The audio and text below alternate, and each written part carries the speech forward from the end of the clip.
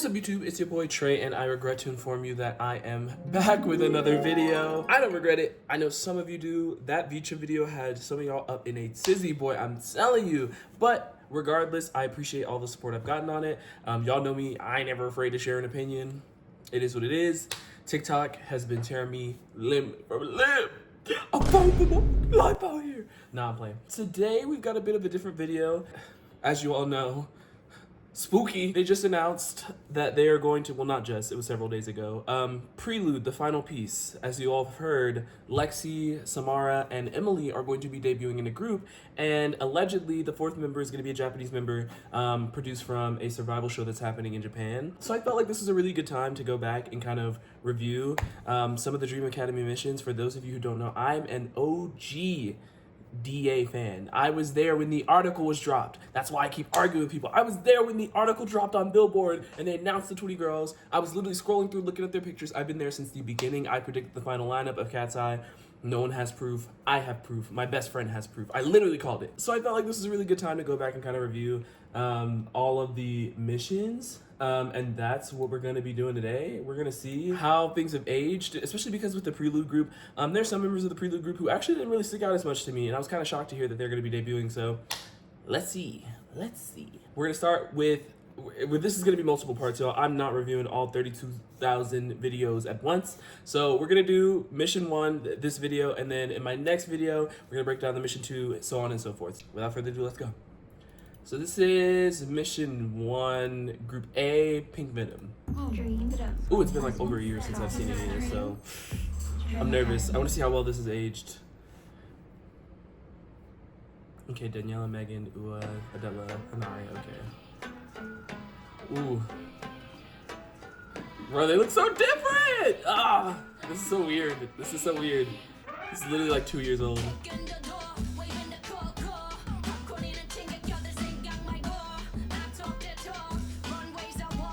They knew what they were doing making Daniela Jimmy, that's all I'm saying.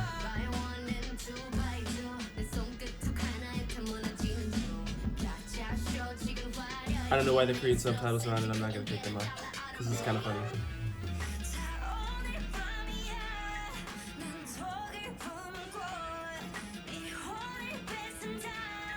Adela is Rose.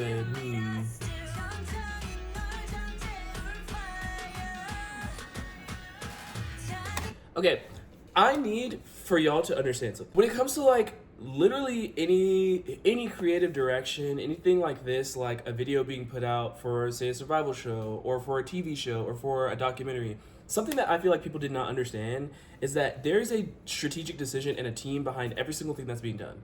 So like if you look at this cover, who they were chosen to portray, there is a reasoning behind all of this. Like, mind you, half of the team for Hybex Geffen is Hybe. These are like industry professionals in K-pop. They know who Blackpink is. They know the archetypes of who they are. There's a reason that Daniela was put as Jennie. There's a reason Megan was put as Lisa. There's a reason Adela was put as Rose. This was a very intentional choice behind who got what part. And I think they hit the nail on the head, truly, with picking the parts. I think they each shine in their roles, but I feel like people don't like understand that enough, is that there's a lot to the industry that's super strategic. And they're eating this performance up.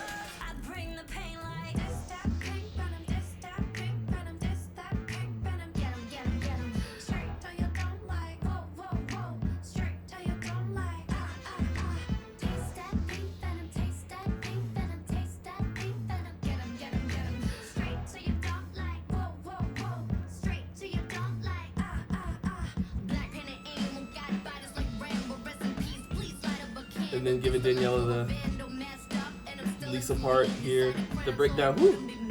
Let's see who gets this next part. And then Adela back as Rose.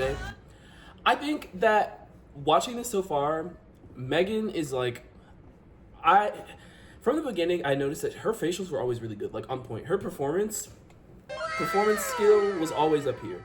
But I mean, she's been like performing, dancing for a while. She was on Disney. Like, this girl, she's been a performer for a long time. Same with Danielle, same with a lot of these girls. I think that it's very clear to me that Daniela and Megan kind of had a leg up on the others in this instance. I think with Danielle, and something that I'm recognizing now, and that I probably recognized back then, I don't remember what my opinion was on her. I don't think she really stood out to me. And I can kind of see why. I think that, like, she shines, but I don't think she fits like this was very clear that she doesn't fit in the group. Like from mission 1, I'm already seeing, and I can kind of see why she got eliminated first. Like she just does not fit. Like she does not fit in this. And I'm thankful for it because she's actually, and I'm gonna have a video on this soon. But she's actually like one of my favorite. Like I think she's bringing back the quintessential pop star, and I think that she's putting pressure on bitches' necks. Like I'm not gonna lie. Like if this girl isn't like one of the biggest pop stars in like the next 2 years, y'all gonna have to see me. Do you want to see me? Yes or no? Y'all gonna have to see me. Y'all gonna have to see me. Ua and Hanari, honestly, I'm shocked that Hanari, like in the Popstar Academy documentary, they made it seem like she struggled a lot with this. And while I feel like she definitely fades in the background, I mean, she's doing a good job. Like, I was shocked in the documentary to see how much she apparently struggled with this mission. I believe she also went home this mission too, which makes sense. And she was also super young. I found out she was like 14 at the time. Girl, bye. Ua was a great performer. I always knew that she wasn't gonna make it into the group though. She just didn't fit with like any other girls, to be honest. I think she would fit in more like a quintessential like J-pop group. But back to it.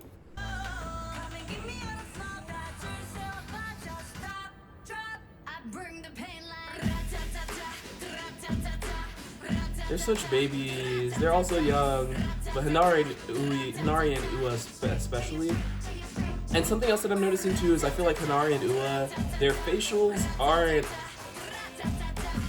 like. I feel like Ua's giving, and Hanari's giving. Like I feel like they're not. They don't have a really good gauge on like what energy to give at what points, because in a song, you don't want to give the same facial, you don't want to give the same energy 24/7 during a song, because especially lyrically, if some parts are a little bit more cheeky, some parts are a little bit more like need to be a little more hard hitting, like that contrast is really important for the performance, because we don't just want to see the same facial for like 50 minutes.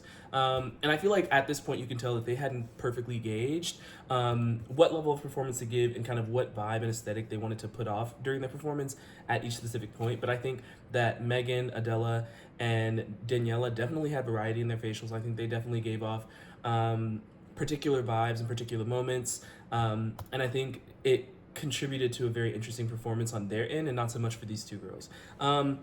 Yeah, I think that this was an overall good performance. I still think Mission 1 was so weird because it was like a vocal cover and then two like K-pop cover. Like this was like watching a K-pop cover group. Like nothing about this first mission honestly really gave me girl group. Like it felt like watching like a college cover team. I'm not gonna lie. Like I was really confused about Mission 1, but they did good. That's all I gotta say. They did good. Okay, on to Team B. They did OMG by New Jeans, much to my chagrin. Oh my god, I think I watched that whole thing zoomed out. Y'all, I was too excited. Okay. Marquis, May, Azarella, Emily. Marquis so beautiful, y'all. She's so beautiful.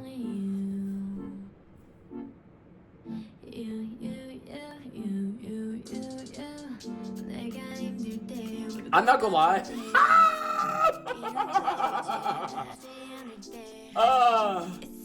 I'm not even gonna lie. From that first move, you could tell that Emily was not the one to be played with. Like, I'm gonna be real with y'all. Like, bruh, just look at this. Hold on. Let me go back. Watch how she busts up out of here. She said, the textures are just so defined. Like, especially in like K-pop dancing, you never get that. So for her textures to be that defined, I literally knew from jump. I was like, oh, she's not to be played with. Like, she's giving dancer. The rest of it is giving covers. Azrella. Oh! You chase makeup. The makeup person needs to be killed. I'm just kidding. Don't kill him. that was a bad joke. I'm sorry, y'all. Actually, I don't give a fuck. Let me watch the cover.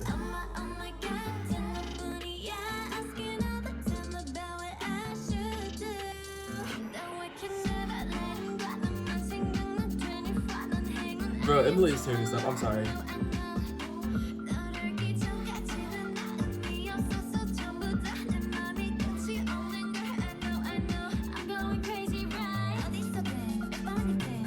Bro, Yuchae's so tall compared to the rest of them. I'm like, wait. The styling is really bad for this cover, though. I can't even focus on their dancing. I'm like, the styling is irritating me.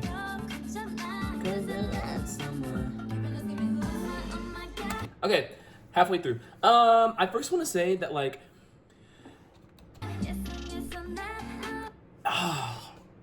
I know I said this mission confused me because it gave cover, and it did give cover, but, like, particularly Ezrella for me, throughout majority of the missions, never really stuck out for me, and especially in this one, I think she was really giving, like, cover dance group, cover artist for me, and she was not giving pop star to me. Like, I think she's beautiful, I think she's a talented dancer, I think she's an okay singer, definitely was not one of the best in the game, but it just, like, there was just something that never clicked. She was really smiley all the time. I felt like she didn't really give, like, she could really only give kind of one flavor for most of the competition. Which is weird because I've seen behind the scenes training videos and she wasn't like that in some of the trainings. But I feel like with a couple of these girls, especially during the training program, when it came down to like mission time and putting on their game face for missions, I'll give the same critique to Marquis. I feel like they just were not able to lock in. And it's especially disappointing with Marquis. Not disappointing. I think everybody has a time and their place and their moment for growth, right? And this just wasn't an opportunity made for certain girls, and it ended up how it ended up for a reason. However, with Marquis, especially also as well, she never stuck out for me during the program because I feel like she never gave 110%. And it's sad because even in the times where she did, which we'll talk about this in Mission 3, I felt like that's the most that she stuck out. But even then, she was put in a group with other people who stuck out more than her. Yoonche, good dancer. I don't think that this concept fits her at all. Like, watching this video, it's really uncomfortable. Like, it's really uncomfortable for me to watch, and I think it's because of maybe the styling, and also because, like, there's such a drastic height difference for her. I think May, like, I'm so glad, Say My Name, I believe is the group that she's in. I'm glad that she was able to debut in a K-pop group because she was perfect for me. Like, she's a perfect K-pop idol for me. Like, she was giving facials, like, she's giving the right amount of energy. And I'm really surprised that, like, the first time around, Emily did not hit for me like she's hitting now. But I think it's because I also have, like, more context and I see how hard of a worker she is. But, like, very clearly, like, even the first time I watched this, I knew that, like, she was not a dancer to be played with. And I think that this mission just didn't do a lot of the girls justice. Like, I feel like it was kind of bogus of them to give them, like, K-pop covers to dance to when it could have just been, like, giving them, like, a cover, like a self-made choreo, maybe to a K-pop song, but, like, having, like, an industry professional come in and create their own unique choreo for these girls. That would have been a better idea for Mission 1. Obviously, the survival show was a bit rushed, but I think that would have given us a better idea of the individual girls' talents and skills, much like they did with the vocals. Like, they didn't have them vocally cover a K-pop song, so why did you have them dance cover a K-pop song? Like, it just didn't make sense. It just didn't make sense. I think that was a lapse on Hybex Geffen's judgment. However, both of these covers were decent. I don't think there was anything super great about any of them. I think there's some that stuck out. Daniela, I think Megan obviously stood out. Emily definitely stood out. They're probably the only three standouts I will say from these missions. Other than that, the rest of the girls were kind of just okay to me. And that's not their fault. I just think the mission sucks. On to the vocals. I'm scared! I'm scared from what I remember. Dancing on My Own and Happier Than Ever, that cover. Oh, shudder. I shudder.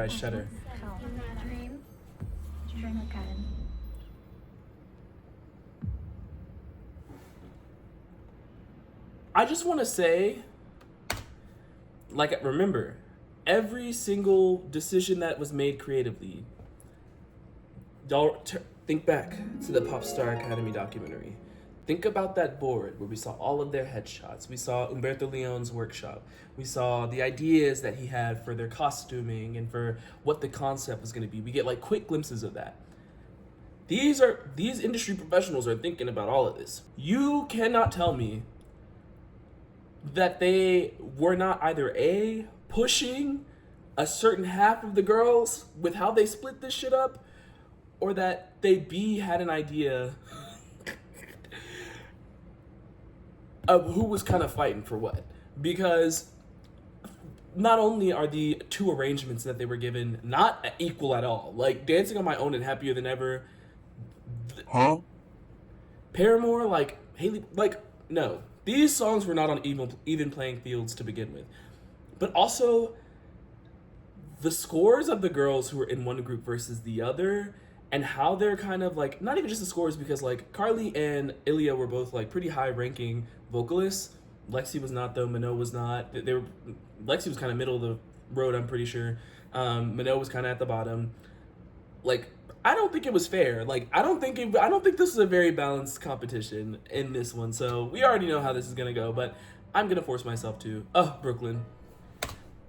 I want to say that, like, I think the person who had like the most unfair go at it was probably Brooklyn. Like, only because I think from my mind, I swear to this day, I still think that Brooklyn, like, I think she would be a great solo artist. She currently is a solo artist and she's putting out music. But I literally saw her in a group. Like, I can literally vision. I feel like she gives such like 90s girl group vibes. Like, y'all know what I'm talking about. Like, what was their name? Dream. Like, she just gives me like 90s, quintessential 90s girl group vibes that I felt like she needed to be in the group. And honestly, or a group. I don't think she should have been in Cat's Eye. I think she should be in a group though. I would have loved to see her in a group personally. I'm glad she's doing, and a lot of these girls are doing great, having great solo careers, and I'm enjoying it. I just wish, there's a fan cast girl group I have in my mind with Brooklyn in it, okay? And several of these other girls. Also, they did my girl Carly so wrong on building the band. Let me move on, y'all. Let me move on. We're not gonna talk about building the band. We're not gonna talk about. I have a lot of gripes about a lot of these things. In my world, things are different. There go Lexi, Carly, Ilya. When I saw Ilya's teaser, I swore that they were gonna push her a lot, but I forgot she was one of the older ones. Call me again, drunk in your Benz, driving home under the influence. You scared me to death, but I'm wasting my breath, 'cause you only listen to your fucking friends. I don't relate to you. I love the way she delivered that line. It kills me every time. I'm sorry. And I just want to say, it's crazy. These three in the middle are actually like at the time were high-ranking vocalists. But listen to this. Like, you can already tell just from hearing Ilya and just from hearing Carly, their voices, they probably work a bit, I guess, the most together.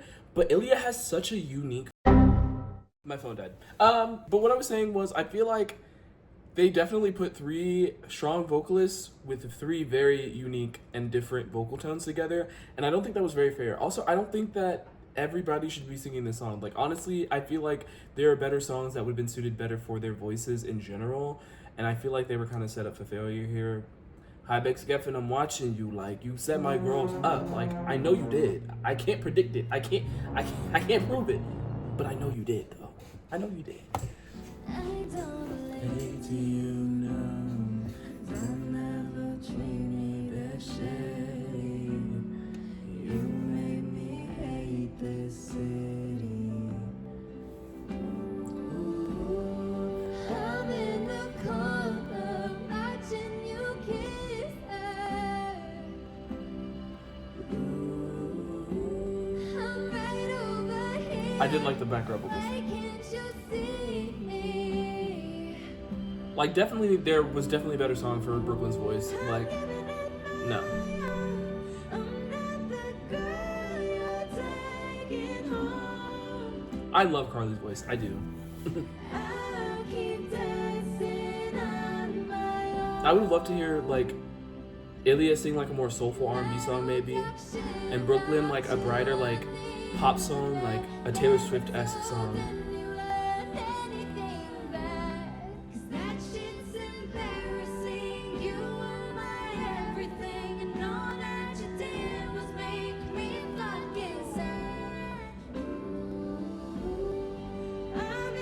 Also, Lexi being in the vocal group and not the dance group, and Adela being in the dance and not the vocal.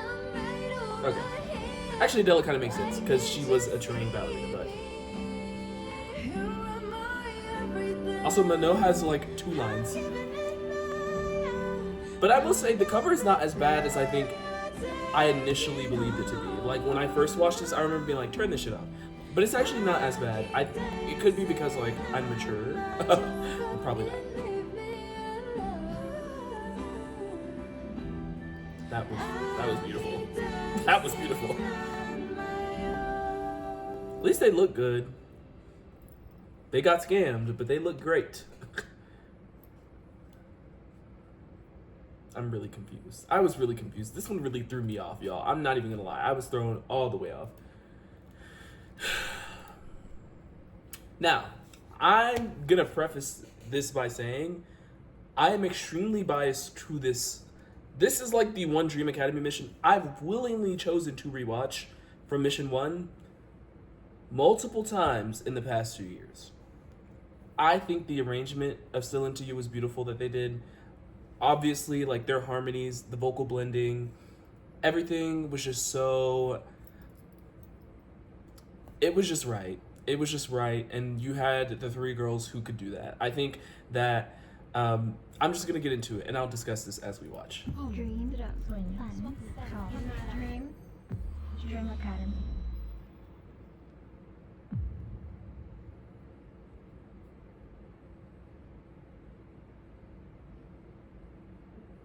The walk-in? Can't count the years in one hand that we've been together. I need the other one to hold you, make you feel better. Okay, my initial thoughts. This is definitely what I was thinking back then, and what I'm thinking now. I remember for mission 1, this mission, I did not, like, Sophia did not stand out to me at all. I'm not gonna lie, she did not stand. There's one part, and we'll get to that part, that she stood out to me on in this cover. Overall, probably it was probably her and Celeste were at the bottom for me. Celeste was definitely at the bottom. Her voice, no. Not for this song especially. I think like it's like the nasality doesn't work with a song like this. And there are nasally singers who are great singers, and she can sing. It just not on this song. Not on this one. Oh, I'm not hungry. And Sophia, I think, 2 things. She didn't stand out to me. However, I think her voice plays a very important role in this.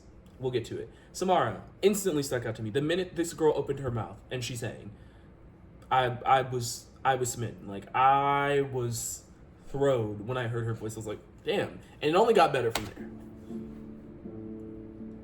It's not a walk in the park to love each other. That part wasn't bad. She did well. Fingers in a knot. Get the night, and with it. Ooh! Oh! Laura Raj. Y'all already know my opinions on Laura Raj. I don't have to go any further. We know my opinions on Laura Raj. And would I tell you, not many people in pop today are seeing this girl. I'm not gonna lie. Vocally, not many of y'all are seeing her. Not many of y'all are on that caliber or on that level. I'm sorry. Like, her and her sister Ria Raj, I'm sorry. Like, the Raj sisters run, like they run this city for real. Like, this is my Scotty. She runs the South. That's what it is. I'm not gonna lie. All this time, I'm still into you. Like, look at those harmonies. Like, this was arranged that way. Those harmonies were practiced, arranged. That already made it unfair because we got to hear these insane harmonies that were the highlight. If you look back at the last one, a lot of the harmonies were not the highlight. They were backing vocals behind someone else singing.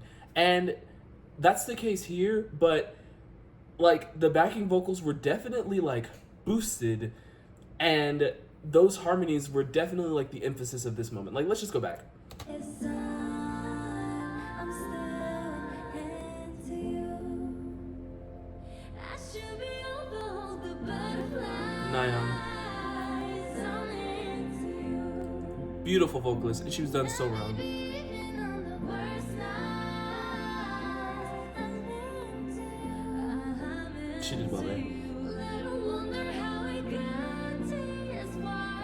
'Cause I really need to wonder at all. After all this time, I'm still into you. Like, everyone had,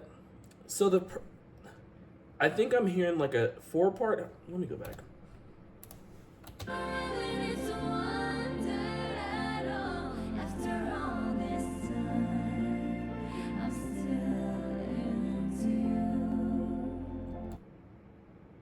Yeah, I think that was like a 3 or 4 per harmony. Everyone has a place that they fit.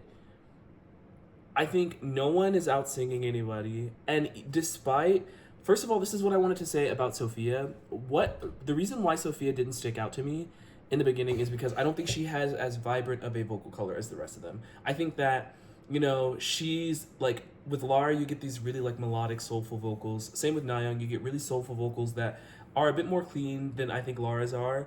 But with Sophia, you can definitely see her background in musical theater coming out because she has very clean vocals. Like, her vocals are very clean, very bright. Her mouth is very open. Her words are very enunciated. And I think sometimes when you're singing stylistically, someone like that doesn't stand out as much because you're not going to get someone who sings, "Boy, I got this feeling never felt before." You're not going to get someone who, "Boy, I got this feeling I never felt before."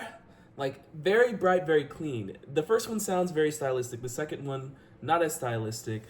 Very bright, very clean. However, when it's with other people and when you're using it for like harmonies as a voice to build upon for like harmonies and things, that like is very essential. It's very essential to have people who can like, who know when to be very stylistic and who also know when to be just very plain Jane, clean vocals, bright vocals, no over enunciation. You're not, you know, not too many melismas or runs or harmonies going on that are just kind of fucking up the vibe. Like, she fits so well, and I think that's why it's so important. Not to go back to the cat's eye lore, but her symbol as an anchor, I feel like fits perfectly because one thing I've noticed about Sophia is she really is like an anchor to most performances. Like, she's someone who will reliably deliver, and she's someone who knows where she needs to be.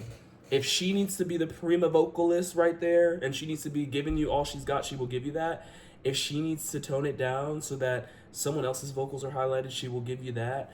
And if she's, when it comes to being on pitch and harmonizing with everybody, live, she ain't never off. She's always in her spot. I hear her in her spot every time. Yeah, and I think she brings so much to this performance because of that very fact. And I think she brings so much to Cat's Eye because of that very fact.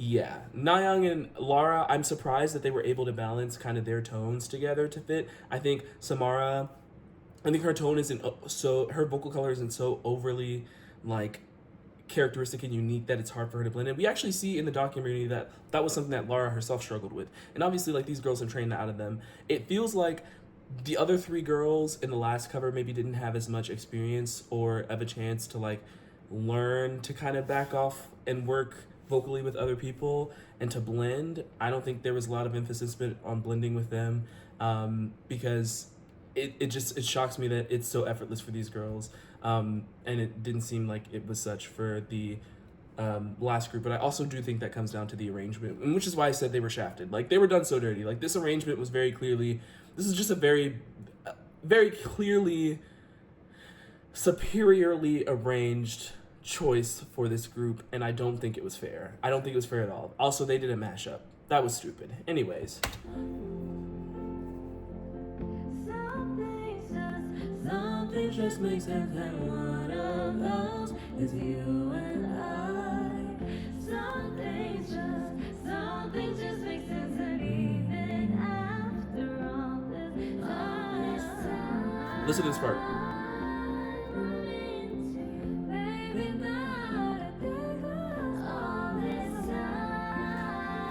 That's what I'm saying. That's what I'm saying. Completely uncharacteristic of how she's been singing this whole time. She was able to just pull out that quick little melisma she had going on. She was able to really just pull that off so effortlessly, and like, she hasn't been doing too much this whole cover, but then suddenly she just pulled that out her back pocket. Like, what the hell? I was so shocked when I heard that the first time. I was like, huh? Just like I just instinctively went back, y'all. I'm telling y'all, like, this, I don't play about this cover. Like,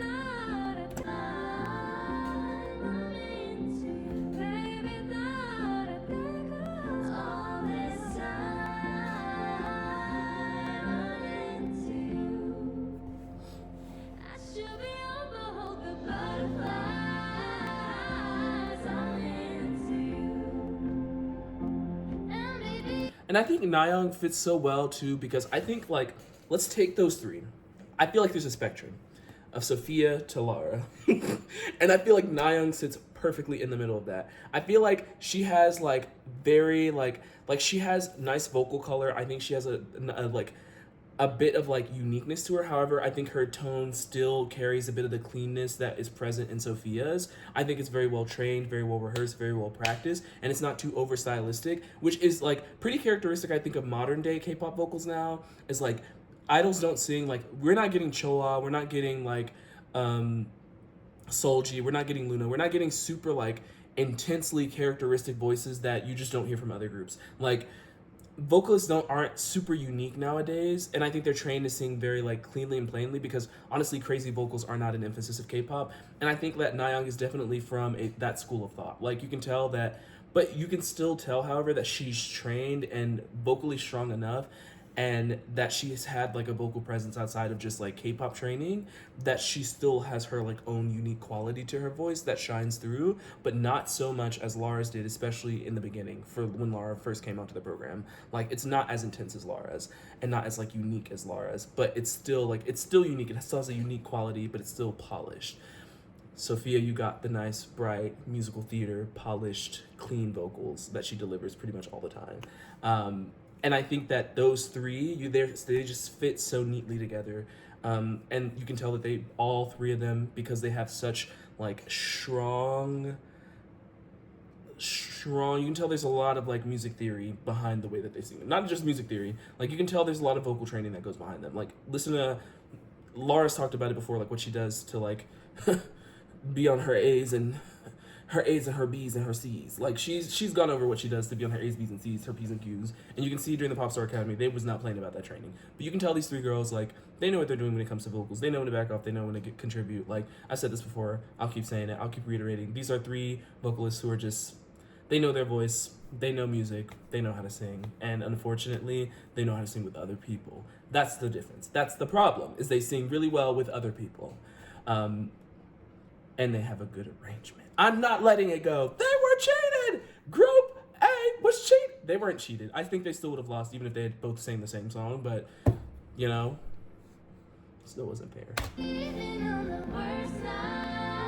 Also, I will say Celeste does not sound as bad as I originally remember her.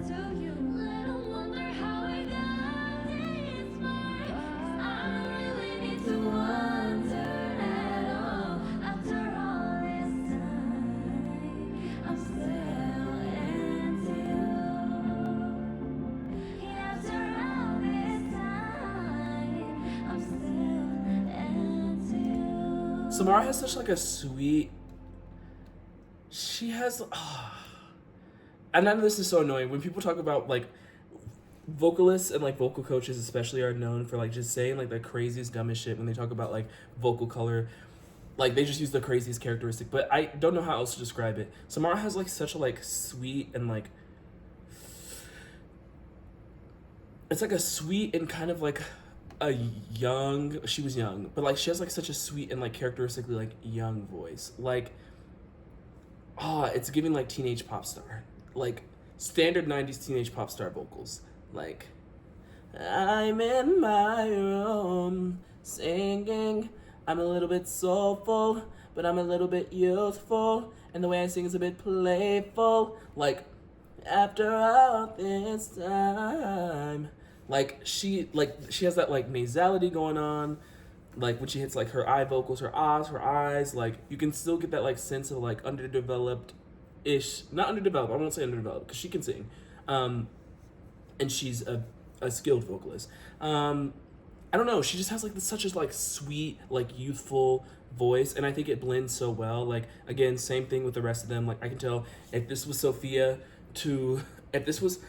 to Lara, and we've got Nayoung here, Samara, she's like slightly this way, like a little bit, she might be on that. Like it's like stylistic, it's very unique and independent to her. However, it's not something that we haven't heard, and I will say that it's also like, it's still like very, very, like it can be dialed back and reeled in easily. Like her vocal tone is not so unique that it just makes it really difficult, and it just sticks out too much when she sings with other people. Like it's, I don't know, like this cover, like cover A doesn't even hold a candle. I'm not gonna lie, group A didn't even, they're like, there's leagues. The difference between the other one, barely, it's a little bit bigger than I'm acknowledging. For the dance, for the,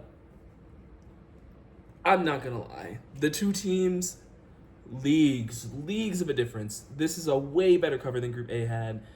The vocalists blended together way better. And honestly, like, as much as I hate to give Hybex Geffen any points on how they did these girls for these vocal covers, I will say it very much did show who can blend and which is important, like who can blend and who can fit in with a group and who can't. Like, it was very clear whose voices were just a bit too unique. And from this point on, I already knew that Brooklyn, Carly, and Ilya, they were, I wouldn't even say Brooklyn as much, because honestly, like, her, like, her performance in Korea proved totally different than what we saw in this cover. Like, I think she honed it in so much, and really it was just a case of timing, and like, they had no one else that they could send home, so they chose to send her home. I think it was, like, I don't think she was done justice, but I think that she definitely, like, her voice isn't as difficult to blend with others. I think that she has that very bright poppy, she gives very bright poppy vocals. And I think that she could have, if she had been placed with different people and if she had been given a different song, it could have been a lot better for her. However, Ilya and Carly, I just don't think, I don't think I could have seen their vocals just fitting in with this group and with what they were going for. I think those two, they would have had to fit with a bit more of a, like, a group with a bit more soulful music. I think with a bit more maybe R&B-esque, or at least an R&B inspired pop R&B-esque group. They probably could have fit better, and one that wasn't going to rely on harmonies as much, which Cat's Eye hasn't relied on harmonies as much, but there's a lot of potential for them to do so. Like, and I just think that those two, if you were going to want a group that could really harmonize and that their voices could sync up together, I think that Carly and Ilya just wouldn't have been the right fit for anything like that. But yeah, that was a lot. So at the end of this, I'm going to rank all of the performances as I go. And then at the end of this, we're going to compare what I believe to be the best and the worst of Dream Academy performances. So we're going to go through in the order that we did them.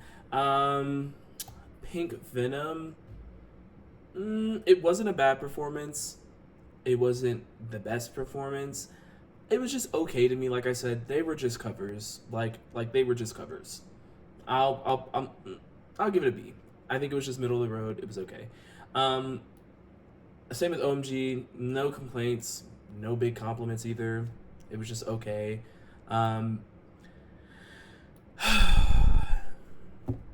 Happier than ever.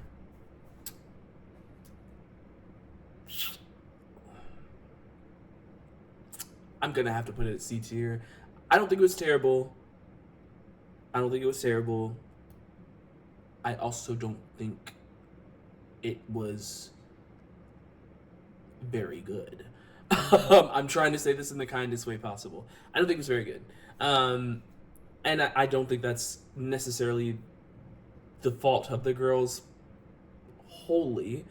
Obviously, like, I think that there could have been more work for them to blend, but obviously there are trainers behind them that should have done a better job at making sure they could blend their vocals together well enough. And then obviously there's some individual onus on the girls as well to be able to do so and make sure they're training their ability to do so. Yeah, I think the arrangement also sucked. The arrangement sucked the most in my opinion. So they're gonna go at C tier.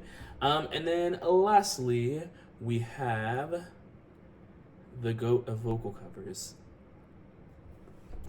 I'm tempted to put it in S tier. I ain't gonna lie. Chat, I'm not gonna lie.